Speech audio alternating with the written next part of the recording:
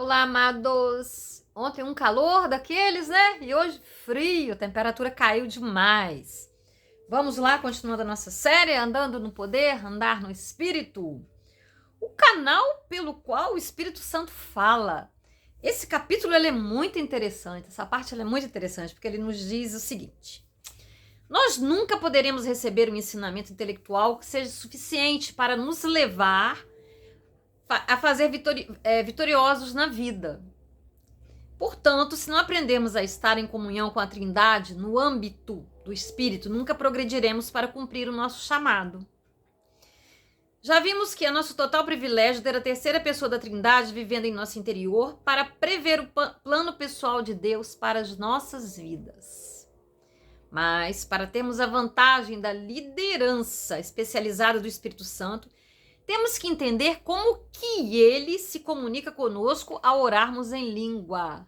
Imagina, você tem ideia? Eu li esse capítulo aqui várias vezes. Veja, o Espírito Santo sempre fala através do mesmo canal. Precisamos nos familiarizar com este canal para que possamos diferenciar a voz dele de qualquer outra voz, pensamento ou impressão. Primeiramente, precisamos entender que Deus sempre se comunica com o nosso espírito. Sempre. Se não soubermos como identificar a diferença entre Deus se comunicando com o nosso espírito e o diabo enganando nossa mente, andaremos na direção errada na maior parte do tempo. Por quê? Porque o diabo tem estudado a humanidade por 6.000 anos. E ele aprendeu algumas maneiras específicas para nos enganar e nos manter andando em círculos. Sabiam disso? O espírito, a alma e o corpo do homem, né? Tríade. Para poder discernir a voz do Espírito Santo em nosso dia a dia, primeiro nós precisamos entender a operação do espírito, da alma e do corpo do homem. Eu mesma já me submeti a vários ensinamentos, tá? Sobre este assunto. Muitos separam o máximo de versículos que podem com respeito ao espírito, alma e corpo. Então, eles desenham 3 pequeninos círculos numa lousa e destacam as características das 3 partes do corpo, dizendo: este é seu espírito, esta é a sua alma e este é o seu corpo. Não é assim? Vocês já estudaram assim? Eu já. Não há muita dificuldade para a gente entender isso, não é verdade? Mas captar a diferença entre o corpo e a alma é meio complicado. De acordo com os grandes mestres da Bíblia, a alma consiste em mente e intelecto da pessoa, sua vontade e suas aptidões emocionais. É a parte do homem que precisa ser renovada pela palavra. Eu sempre falo isso.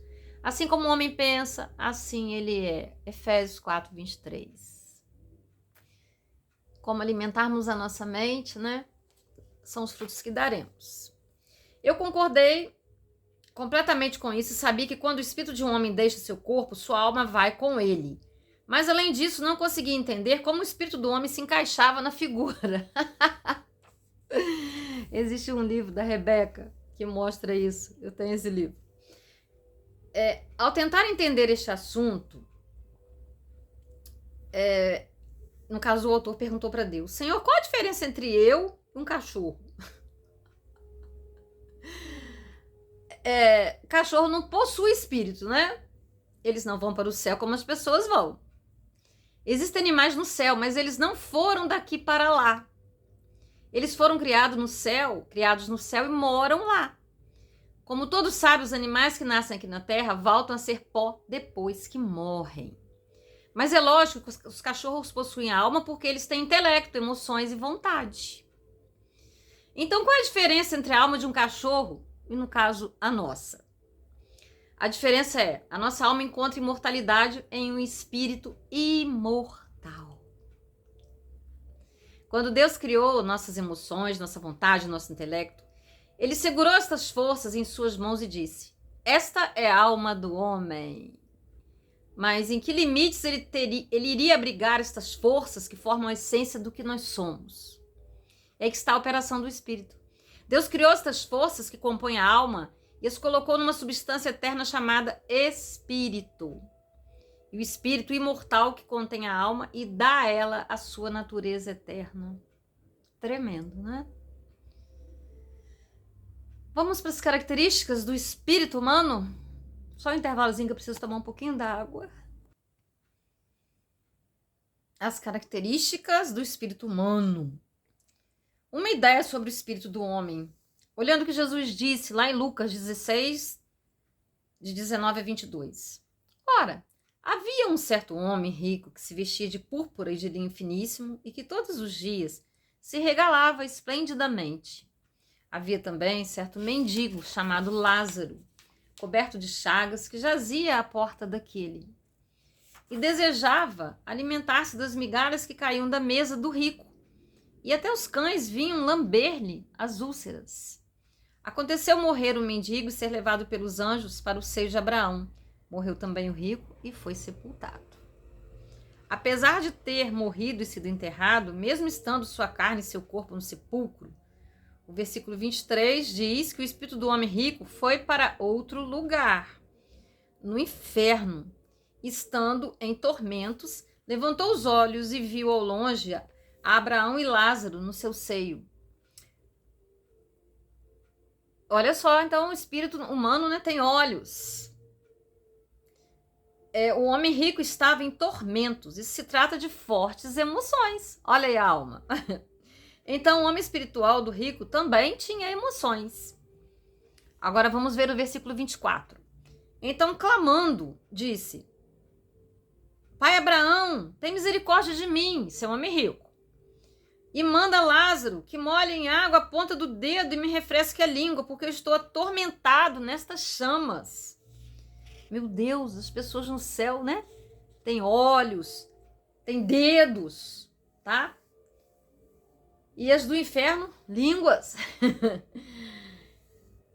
Ou o espírito humano também possui todo o resto das partes do corpo, ou existem milhares de línguas e olhos espirituais espalhados pelo inferno, enquanto os dedos espirituais flutuam no céu. Não é possível, né, meus amados? Se meu homem espiritual tem um dedo, língua e um par de olhos espirituais, ele consequentemente também tem todas as partes do corpo. Isto é elementar. Se eu separasse o meu homem interior do meu homem exterior e o colocasse um ao lado do outro, meu corpo físico e meu homem espiritual seriam iguais, exceto pelos defeitos que meu espírito não teria. Aliás, todos os defeitos que foram programados para a raça humana quando Adão caiu não existiriam. Se o meu homem exterior levantasse o seu dedo e dissesse: do que é feito o meu dedo? Nós diríamos: é feito de carne. Mas se você quisesse entrar em detalhes, você diria: é feito de células, sangue, moléculas, ossos e muitos outros pequeninos componentes.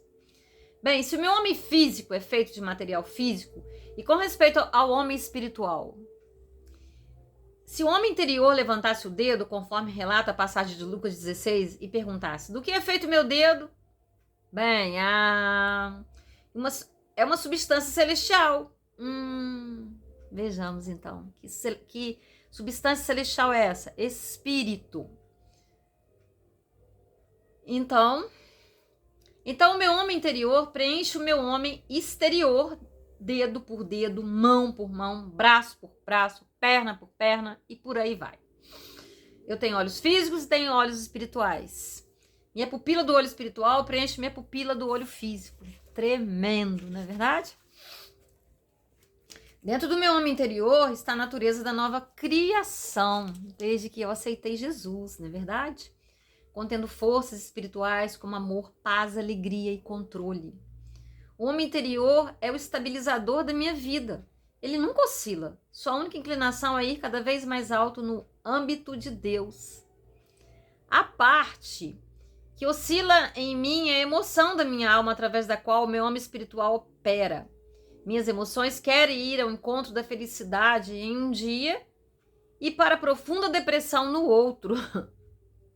Não é assim? De manhã você acorda de um jeito, daqui a pouco você está de outro, à tarde você está de outro. Por isso que eu sempre digo, não vamos dar muita confiança à nossa alma, senão o negócio fica feio.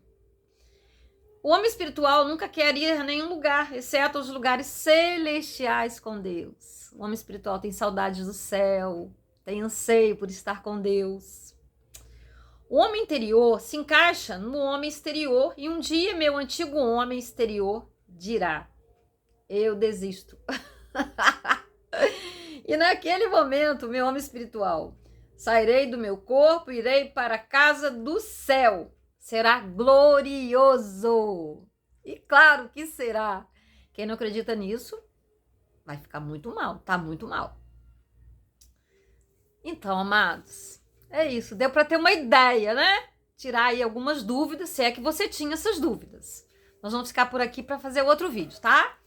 Papai, nos ilumine, nos ajude a entender tudo isso, porque é de suma importância entendermos essa jornada para entender o Espírito Santo, essa preciosidade da terceira pessoa da Trindade que está no meio de nós, que é o próprio Deus, e que nós precisamos ter esse relacionamento com Ele, pessoal, normal, íntimo, e valorizá-lo tanto quanto, porque Ele é o Senhor. Amém? Amados, curtam, compartilhem e se não são inscritos no canal, se inscrevam. Precisamos divulgar essa mensagem. Pessoas precisam ser empoderadas pelo Espírito Santo. Ele habita em nós, sim, mas precisamos desse batismo de fogo para que haja a arregimentação. Estamos numa guerra, Jesus está voltando. Precisamos lutar, precisamos levar a palavra. E para lutar nós não podemos ir nas nossas forças. Ele nos deu o Espírito Santo, mas precisamos dessa compreensão que foi nos tirada. Que o inimigo fez essa bagunça. E nós aceitamos, mas não aceitamos mais. Amém? Até o próximo vídeo.